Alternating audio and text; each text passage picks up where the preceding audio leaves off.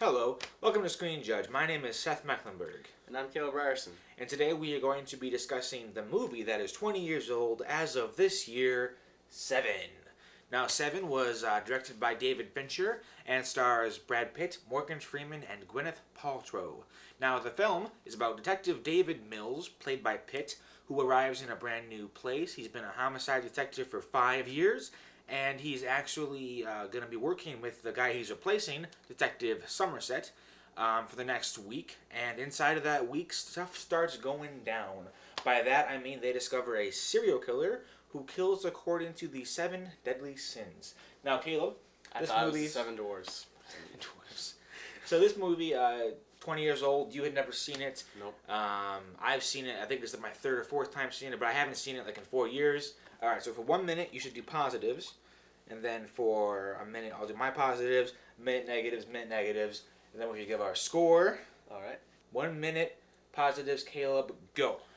Okay, well, I like the cinematography. Also, acting again with, like, Morgan Freeman, Brad Pitt, like, great. And the great writing. Who's the writer again? Andrew Kevin Walker. I thought that the dialogue was great, too. Very suspenseful. It's like a... What's the genre? It's like thriller... yeah, you can call this. It's a thriller. It's a crime thriller. I was scared too. So I mean, so many like positives with like the feeling like you get when you watch this movie. You're also engaged in the story too. Like there's nothing that you don't know that they don't know. You know, you're with them the entire way. I like that. Okay, that's for positives. There we go. You had 14 seconds left. I admire that. Wow. I admire that. I'm pretty good. Okay, here you time me. Here we go. Alright, and go. Alright, so I want to echo Caleb's statements there about the acting. Basically, wow, I mean, Brad Pitt nails it. This is Pitt kind of, 20 years ago, Pitt, that guy was a good-looking dude. And who has that goatee thing going on. But he really rocks this, like, sarcastic, really upbeat, go-get-him character. He's in a new place. He wants to prove himself.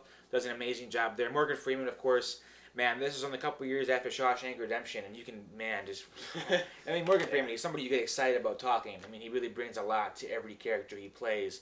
He's got that voice, of course, and he, being a veteran, is worn down. He's kind of cynical. Great stuff.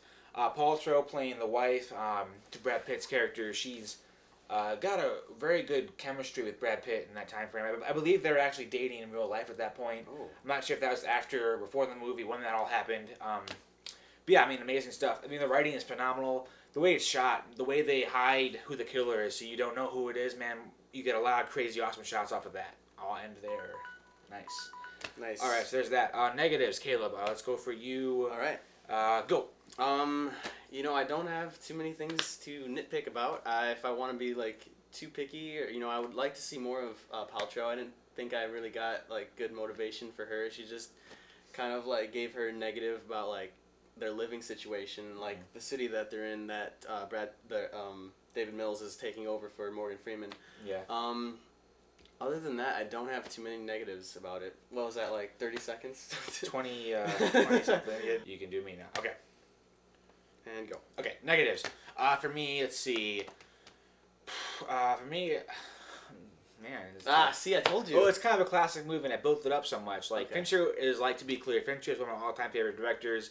And, like, he's somebody that, I mean, the reason I admire him is Fight Club and Seven. Those are movies that when I initially heard about them, I thought they'd be just kind of dumb, like, you know, and, like, they're not that. You know, they're amazing. Like, the movie has a great, I'm not sure if you call it a twist, but kind of a twist in the way that they shot it. They hid certain things. When you get to that point, like, the last 30 minutes is a rush, and you just blast through it. So, like, you know, it's a slow pace, but it's a slow pace for a reason. You know, it's all like build the slow up. Pace. It's a build up to the ending. And, man, see, it's just hard to give a negative, really, honestly. We'll get to spoilers. We're going to do a minute of spoilers each after this. So, yeah, I mean, it's tough. Dude, good job, man. I can't give my negatives. I don't know. 3, 2, 1, no? I basically did a second round of positives. I apologize. I have no idea. Cheater! I don't know. It's hard to give negatives on a movie that you consider like kind of a new classic. No, I definitely feel you. Is this Fincher's first?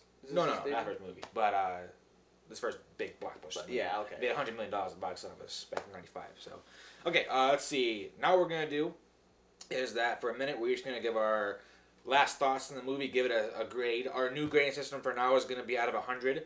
You guys feel free to tell us what grading scale you like the best. We're still trying to figure out what we want to use, A, B, C, or if we want to do out of 100. Top 10, 1 through 10 is pretty good, but I think 1 through 100 kind of does the same thing, but it's a little different, and it gives you more range. So, Caleb, let's do 30 seconds. Go. All right. I'm gonna give this film a 92. 92. It's a solid first viewing of it. I definitely want to see it again, even though I know the ending and I know what the twist is gonna be.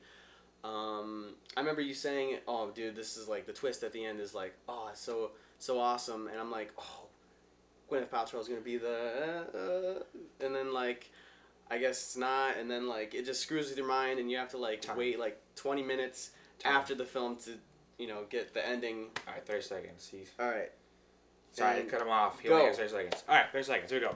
I'm going to give the movie a 91 out of 100. The reason for that is I think it's a near perfect movie. I don't have many negatives with it, but that does not mean it's a perfect movie. I mean, it's just, it's a slow pace and some, beginning. I mentioned that. Yeah. But the acting's phenomenal. We'll get to spoilers after this little bit. We're going to do a final minute of spoilers if you don't want to see that. If you haven't seen the movie yet, feel free to not watch last minute's video. 2, 1. So that's what we're going to get to in a second. Thanks for watching the video. If you haven't seen this movie, if you don't care about spoilers, feel free to watch this last minute. But if you haven't seen 7, please don't watch the last minute. I mean, because for me, go watch this movie. It's really great. It's going to blow your mind. If you haven't had the ending ruined for you, or if you haven't heard... God bless. I mean, yeah, there's a very famous kind of a saying, I guess you could say. So that just comes stop with the movie, here. but okay. So we're going to do a minute of spoilers here. We're going to start that now. I'll get 30 seconds to talk about spoiler stuff, then you get 30 seconds. All right, here we go. My 30 seconds begin now if you start it. Now. Okay.